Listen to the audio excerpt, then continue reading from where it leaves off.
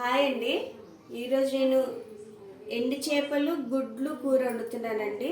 దీనికి కావాల్సినవి 2 ఉల్లిపాయలు కట్ చేసి పెట్టుకున్నాను, అల్లం వెల్లుల్లి పేస్ట్ అండి, 4 గుడ్లు, కొన్ని శుభ్రం చేసి పెట్టుకున్న ఎండు చేపలు, కొద్ది కరివేపాకు, ఒక టమాటా అండి. ముందుగా నేను ఆయిల్ పెట్టుకున్నానండి. ఇందులో కొద్దిగా పసుపు వేయాలి.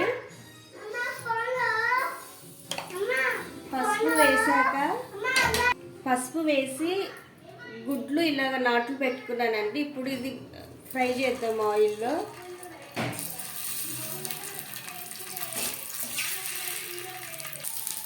చూడండి, గుడ్లు వేగిపోయాయి, తీసి పక్కన పెట్టేసుకుందాము.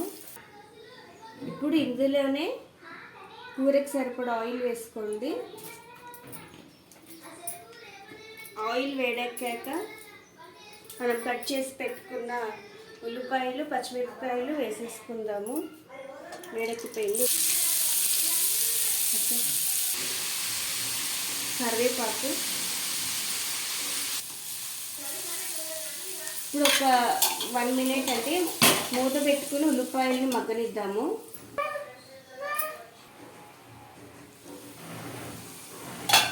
ఉల్లిపాయలు మగ్గిపోయిందండి. ఇప్పుడు అల్లం వెల్లుల్లి పేస్ట్ వేసుకుందాము. పచ్చివాసన పోయేంత వరకు ఫ్రై చేయాలండి అల్లం వెల్లుల్లి. చూడండి, అల్లం వెల్లుల్లి వేగిపోయింది.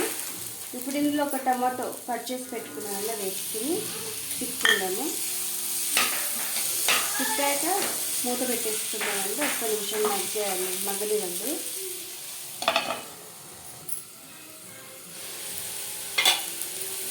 టమాటాలు మగ్గుతాయండి. ఇప్పుడు ఇందులో సరిపడా ఉప్పు, కారం, పసుపు వేసుకుందాము. ఇదిగోండి ఉప్పు, 1 స్పూన్ కారం, కాస్త పసుపు వేసుకుని కలుపుకోండి. మూత పెట్టేసుకుందామండి. ఫ్రై అయిపోయిందండి.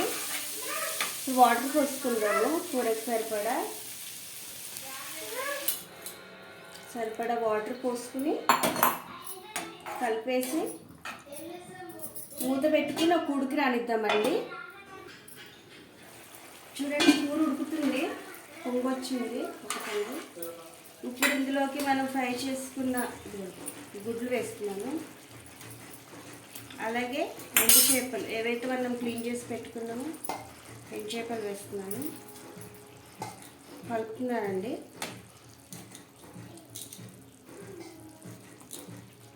ఎండు చేపలు ముందు వేసుకోకూడదండి, ఎందుకంటే తొందరగా ఉడుకుతాయి, మళ్ళీ పీచు కింద అయిపోతాయి.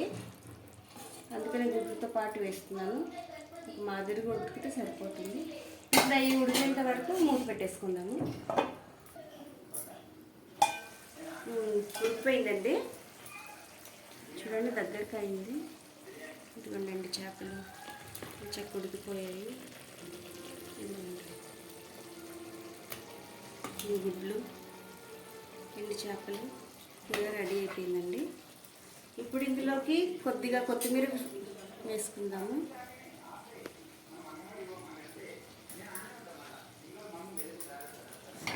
కలుపుకుని చూడండి, నోరూరించే ఎండు చేపల గుడ్లు కూర రెడీ. మీ అందరికీ నచ్చితే సబ్స్క్రైబ్ చేసి షేర్ చేయండి. Thank you.